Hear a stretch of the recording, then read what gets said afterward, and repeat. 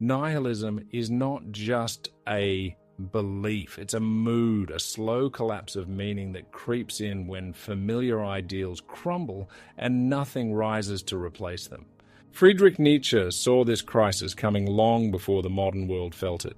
He understood why the void feels seductive, why people let go of their convictions, and why the absence of meaning can feel strangely safe.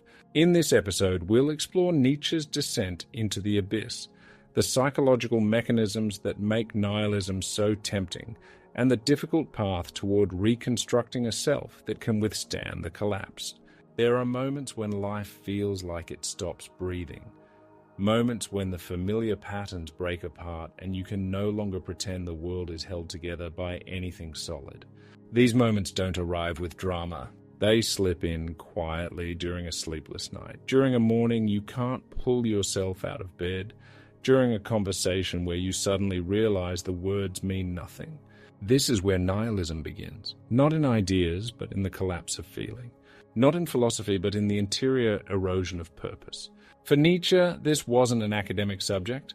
It was a lived reality. He understood the temptation of meaninglessness because he suffered through it himself, the slow dissolution of certainty, the loneliness of watching the old gods die, the unsteady work of trying to build something new from the ruins. His famous warning echoes through time. If you gaze long into an abyss, the abyss also gazes into you. It is one of the most misunderstood sentences ever written. Nietzsche wasn't saying the abyss corrupts you. He was saying it mirrors you. It reflects back everything you do not want to face, your doubts, your weaknesses, your fears, your unspoken longing for escape. The abyss appears when the scaffolding of your inner world collapses. When beliefs once inherited no longer fit. When the stories you were taught about life begin to sound hollow. When the pursuit of goals feels mechanical rather than meaningful. In these moments, the temptation of nihilism becomes strong precisely because it promises relief.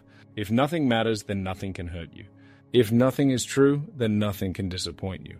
If life has no meaning, then you don't have to risk pursuing one. And so people drift toward emptiness, not out of laziness, but out of exhaustion. The temptation is emotional, not logical. It is the mind's attempt to lighten the unbearable weight of living. Nietzsche recognized this seduction, and he feared it, not because it was false, but because it was incomplete. Meaninglessness is easy. Rebuilding meaning is not. But before we rebuild, we must understand how we fall apart. The temptation of nihilism matters now more than ever because we live in a world stripped of the psychological anchors that once held societies together. Rituals fade, traditions loosen, and identities dissolve faster than new ones can form. Technology accelerates everything except self-understanding. People are flooded with information but starved for conviction. The consequence is a kind of existential vertigo, too many perspectives, too little orientation. In this dizzying environment, nihilism feels like stability. If nothing is true, you no longer have to choose. If nothing lasts, you no longer have to commit. Modern life amplifies this temptation with new psychological pressures. The constant comparison of social media persuades people that their lives are insufficient. The endless stream of crises, political, environmental, social, creates a weary numbness. The promise of limitless options rather than freeing us suffocates us. Choice becomes paralyzing. Identity becomes fragile. Even hope begins to feel naive. In this environment, nihilism becomes a quiet refuge. It whispers, stop caring, stop trying, stop reaching, stop believing. It's not a loud voice, it's a tired one. A voice that appears after too many disappointments, too many failures, too many false hopes. People begin to detach not because they truly believe nothing matters, but because they are afraid of what might happen if something does. This psychological withdrawal shows up everywhere, ambition replaced by distraction, connection replaced by irony, ideals replaced by cynicism. People make fewer commitments because commitment requires belief. They choose surface identities because deep ones require risk. They stay busy to avoid feeling empty, but in the process they become emptier. The temptation of nihilism is not about philosophy, it's about protection. But protection at the cost of the soul is not protection at all. And this is precisely the landscape Nietzsche foresaw. a world increasingly skilled at tearing down meaning but painfully unprepared to build anything strong enough to replace what was lost. Nietzsche understood that the collapse of meaning was not a sudden catastrophe, but a long, silent decay. He believed nihilism was the natural outcome of a culture that learned to question everything but forgot how to affirm anything. This wasn't a condemnation of questioning. Nietzsche valued doubt, inquiry, and skepticism. What he feared was the place where these tools led when used only to dismantle. Without new structures of meaning, doubt turns into a black hole. To Nietzsche, nihilism wasn't an enemy to be defeated, but a stage to be passed through, a necessary encounter with the truth that meaning cannot simply be received. It must be created. He saw the danger clearly. When people lose faith in old values, they often replace them with nothing at all. They stand among the ruins and call it enlightenment. In Beyond Good and Evil, Nietzsche warned, "He who fights with monsters should look to it that he himself does not become a monster." When confronting nihilism, the monster is emptiness. The threat is not that the world has no meaning, but that we become comfortable with the idea that we should not bother seeking any.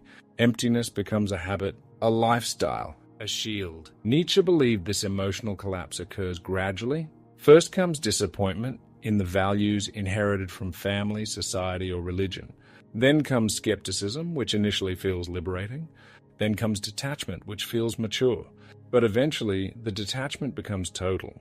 Life loses its texture. Choices lose their weight. Identity dissolves. Nothing feels worth investing in because everything can be questioned, and questioning becomes easier than living. This is the nihilism Nietzsche feared. Not passionate rebellion, but passive resignation. A quiet drift toward psychological extinction, a life where the self fades out, not with a cry, but with a shrug.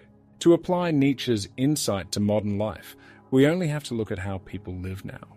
The endless deconstruction of ideas fueled by the internet, culture, and the pressure to appear intellectually sophisticated creates a landscape where it is fashionable to critique everything and commit to nothing. Irony has become a defense mechanism. Cynicism has become a personality trait. People pride themselves on detachment, as though refusing to believe in anything is a sign of maturity. But beneath the surface, people are suffering. They're overwhelmed by choices, yet underwhelmed by themselves. They're more connected than ever, yet profoundly lonely. Their inner narratives shift so rapidly that they no longer trust the coherence of their own identity. And in the face of this chaos, nihilism feels like a relief, a chance to stop navigating, stop choosing, stop caring. Consider the person who used to dream about creating something meaningful, but now scrolls endlessly, numbing their imagination. Consider the person who once valued relationships, but now avoids vulnerability because detachment feels safer. Consider the person who watches the world fall into crisis after crisis and decides the only rational response is to stop believing that anything matters. Nietzsche would see these people not as failures, but as casualties of an age that dissolves, meaning faster than it sustains it. He would say they have been led to the edge of the abyss and left without guidance on how to cross it. For Nietzsche, the true danger was not the destruction of old values. It was the failure to create new ones robust enough to endure the chaos of modern life. Nihilism becomes tempting because it simplifies everything, but in simplifying life, it empties it. And Nietzsche believed that emptiness is intolerable for the human soul. For Nietzsche, the path out of nihilism begins with facing it fully, not avoiding it, not numbing it, not pretending it isn't there. He believed that meaning must be forged in confrontation with the void. The person must descend into the emptiness, see it clearly, and resist the urge to flee. This descent is dangerous because it strips away illusions, but it is also transformative because it reveals what you truly cannot live without. He wrote in Twilight of the Idols, "He who has a why to live can bear almost any how, but this why is not something you are given by society, religion, or culture. It is forged through suffering, confrontation, and deep introspection. Only by encountering the void can you discover the inner necessity that anchors your life. This confrontation marks a turning point. The emptiness becomes unbearable, not because it hurts, but because it reveals your potential.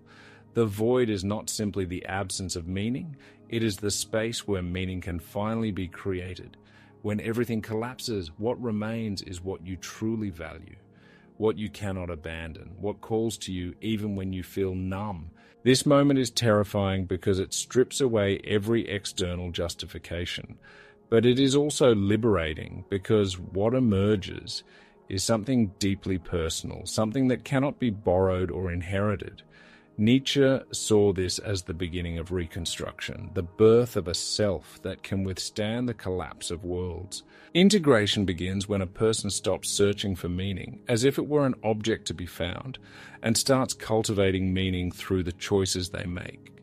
Nietzsche believed that values gain their strength not from being universally true, but from being deeply lived. To heal from nihilism, one must stop waiting for meaning to descend from above, and instead build it from within.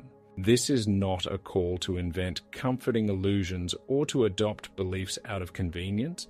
It is a call to shape a life that feels internally coherent, to choose what matters not because it is guaranteed to be meaningful, but because it awakens something in you that feels undeniably whole. Integration is gradual. It begins when a person takes one commitment seriously, not because they are certain, but because they are willing. It might be a creative pursuit, a discipline, a responsibility, a relationship, or a form of service. Whatever it is, it becomes a central thread of identity. Over time, this thread strengthens the inner architecture that nihilism once dissolved, and slowly the self becomes capable of withstanding uncertainty. The person stops demanding that life supply answers and begins supplying answers through action. They stop waiting for purpose and begin shaping purpose with their own hands. The abyss becomes less threatening because they have begun constructing a foundation that does not depend on external validation. At the core of Nietzsche's message lies an uncomfortable truth. The void is not your enemy. The void is a mirror. It shows you what you are when everything else is stripped away. And in this reflection, Nietzsche invites a radical possibility that meaninglessness is not a dead end but a starting point. His words echo with unsettling clarity. There are no facts, only interpretations. This is not a rejection of reality. It is an acknowledgement that we participate in shaping meaning through the way we interpret, act, and commit. If nothing is inherently meaningful, then meaning becomes a creative act. Returning to the opening conflict, nihilism tempts us because it protects us from pain. It shields us from disappointment, vulnerability, and risk. But in doing so, it also shields us from transformation. We drift through life untouched, unchallenged, and ultimately diminished. Nietzsche believed that the way out of nihilism is not to deny the void, but to grow large enough to stand above it. Meaning is not discovered, nor given, nor inherited. It is built, it is practiced, it is lived. This is the task Nietzsche sets before us, not to cling to collapsing structures, but to become the kind of person who can build new ones. We end where nihilism begins, in the quiet inner space where familiar meanings have dissolved. But now the void is not merely a threat, it is a threshold. Nietzsche did not promise comfort or certainty. He promised the possibility of becoming someone capable of creating meaning even in a disordered world, someone who does not depend on inherited truths, but who builds a life through courage, commitment, and self-creation. Facing the void is frightening, but avoiding it is fatal. When we confront the emptiness honestly, we reclaim the power to shape our own existence. The self becomes something crafted rather than inherited, something resilient enough to withstand the collapse of the world around it. If this gave you something to think about, subscribe for more videos like this, and thank you for watching.